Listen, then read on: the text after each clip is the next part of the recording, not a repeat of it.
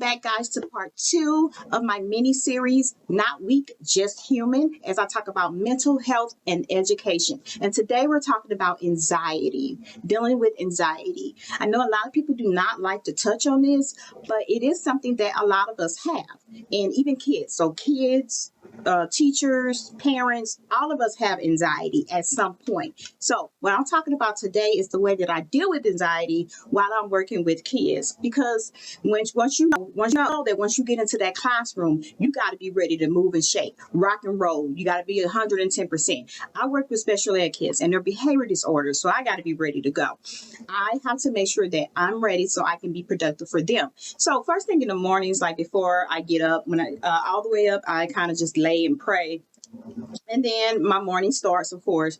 By the time I get to school, I am sitting in the car. I listen to my favorite music. That's either jazz or some type of gospel or meditation music before I even go into the building.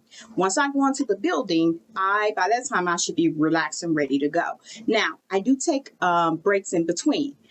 During lunch, I also take a moment for myself in order to bring down my anxiety, because a lot of times it is so busy. If you work with middle school students, you already know that it is super on point. When you get in there, they are already ready to go. It is middle school. You got to be on point, ready to attack whatever is happening. And you got to be ready to keep them occupied because their minds are always on something, right? Their goal is to figure out what they can get away with. Our goal is to make sure that we don't let them get away with what they're trying to get away with. So one of the things that I do during lunch, I also kind of chill, relax, listen to my music. Sometimes I don't even eat with a group. I do not go to the teacher's lounge.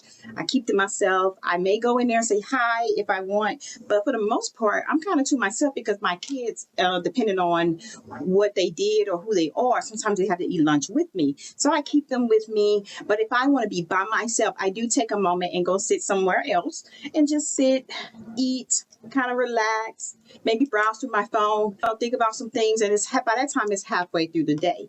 But there have been times where I have gotten anxious during the time I've been at work, and I've had to have somebody come in and step out. And to me, that is okay. I'd rather do that than sit there and be anxious in front of the kids, and then they're trying to figure out what's going on with me.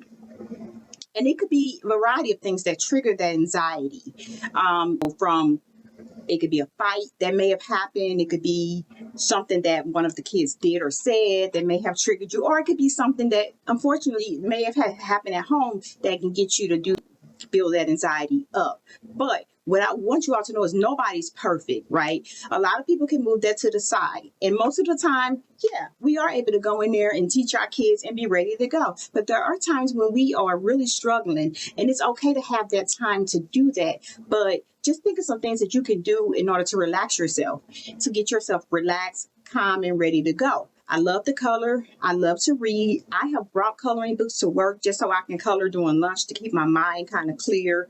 And then I've also brought books to read because I love to read as well. But it's just all a part of just recognizing that you have times that you have anxiety and accepting that and learning how to build strategies in order to work with dealing with that and kind of getting that calm so you can be able to work with your kids. So that's about it with anxiety. I look forward to bringing out the next video. Please like, share, and subscribe to my channel.